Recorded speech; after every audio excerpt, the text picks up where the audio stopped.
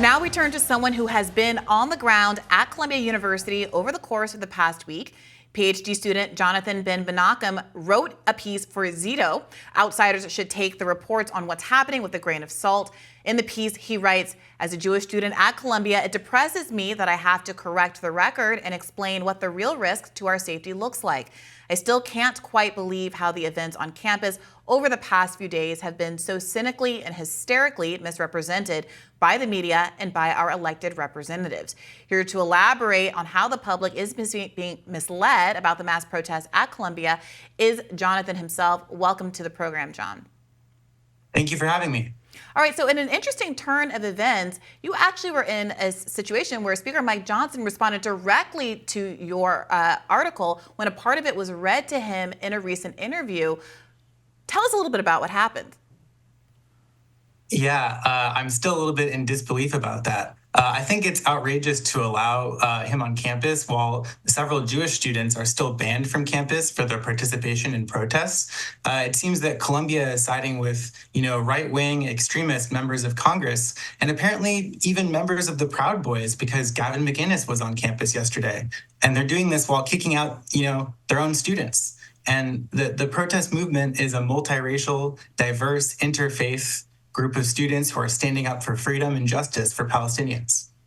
So go ahead. So who is allowed on campus right now? Can you describe us logistically what's going on? People are stopped at the entrance to campus.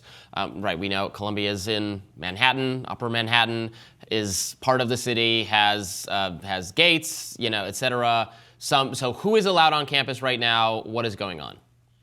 So they pretty much have one centralized gate entrance where they're asking people to scan Columbia IDs, and it's also possible for for press with New York City press IDs to access. So do you think that that's perhaps how Gavin McInnes was able to gain access to campus? I have no idea, and I encourage people to look into it to find out. But maybe it's because of the gaggle of Republicans who are on campus. They brought him in. Who knows? So can you speak specifically to the kind of Mike Johnson's response to you and the broader characterization that has been pretty pervasive in the media that this is an issue about Jewish students against non-Jewish students and kind of equating the pro-Israel or pro-Zionist students with the totality of what all the Jewish students that are involved here in this conflict believe? Look, we're seeing images of Palestinian children with their arms blown off. And I'm being asked about American students who feel uncomfortable with their peers protesting Israel's genocide of Palestinians. This is exactly the problem. Palestinians have been unsafe every day for decades, subjected to brutal violence by Israel, and now there's a genocide. That's why we're protesting. What do you make of, I've seen some images or heard video of, for instance, protesters linking arms and then trying to eject from their midst counter-protesters or people on the other side. That seems like that could potentially be described as assault to me. Yeah, I would not describe that as assault. I think all of the students have been given very clear guidance on disengagement with counter-protesters. And the fundamental values of the protest movement are against bigotry and hate. And at the end of the day, I think we all need to be urgently focusing on what's happening in Gaza. Can you speak to the kind of Passover Seder events that were happening on campus last week? At the same time those were going on, the campus conduct was being described as very violent. Can you give us some insight into what kinds of interfaith activities have been happening in the course of these protests? Yeah, I wasn't physically up there. I was with my family in New Jersey for Seder, but from what I've seen and heard, it was a lovely, inspiring, very human time. They held a whole Seder service. They ate together. They prayed.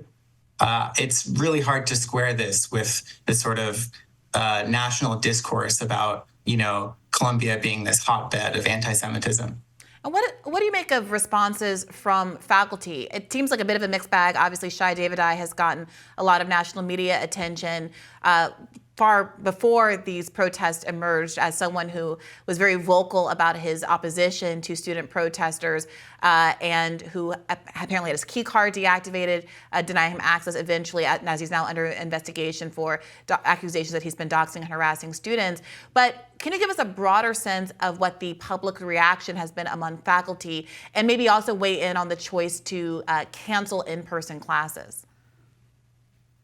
Yeah, so I mean, Professor Davidai, I'd say himself is more of a threat to the safety of Jewish students at Columbia than the pro-Palestinian protesters are. I mean, he's been posting videos of Muslim students praying also as if it was some kind of problem. It's very distressing. But I'm happy to say that Professor Davidai is like kind of an outlier when it comes to the faculty response. Also on Monday, like I mentioned, the Seder service that happened that night, but earlier I was up there on campus and hundreds of faculty showed up and did a rally to speak in solidarity with students who'd been arrested and suspended the week before. So, I'm happy to see that faculty are, starting to speak up in the defense of the student organizers. Why does Professor Davidai not enjoy the free speech right to criticize the protesters, to participate in protest, to characterize Muslim people praying however he wants? I don't agree with how he characterized it, and I saw him widely criticized for it on social media, but should he not have those same rights? Of course he has the right. I was just saying, students probably feel more threatened by him posting videos of them on his now enormous social media platform. Can you tell us a little bit about what the kind of how you feel about your ability to speak out as someone who is currently enrolled in a degree program there? We've seen very high-profile people from the CEO of Sweet Green to the owner of the Patriots to Shai Davidai, endorsing the idea that people who are participating in these protests should not be allowed to get jobs, should be blacklisted when they go out onto the job market. You're in a PhD program, and I wonder if you've given any consideration to the threats that have been made about your longer-term kind of professional opportunities. Yeah, I mean, over the past several decades, I think we've seen that anyone who speaks up in defense of Palestine receives, is subjected to severe professional and maybe even personal consequences for it. I've definitely received hate mail this week, but I want to, stress again that the attention should be on Palestine here. This isn't primarily a free speech issue. We're part of a mass student movement that is loudly articulating the will of the American people about ending Israel's genocidal slaughter of Palestinians. I mean, I'll ask this question of you. I asked it of Brianna earlier in the week. Do you think these protests are, in fact, directing more attention to what's going on in Gaza, or are they, in a fashion that is typical, frankly, of protests on elite college campuses, redirecting all media attention to the antics of the college students rather than the cause they purportedly support?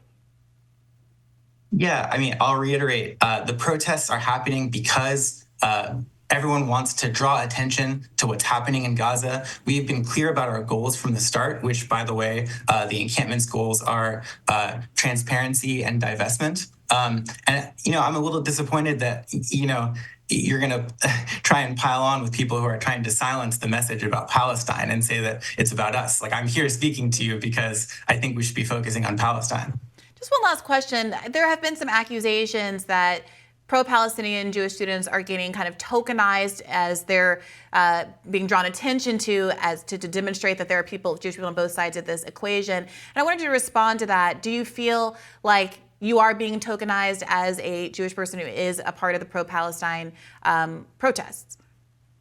No, absolutely not. And I want to emphasize that there are many, many Jewish students who are part of this pro-Palestine movement. The fact that they are not necessarily very visible is because of the very same professional and personal ramifications that you were mentioning before.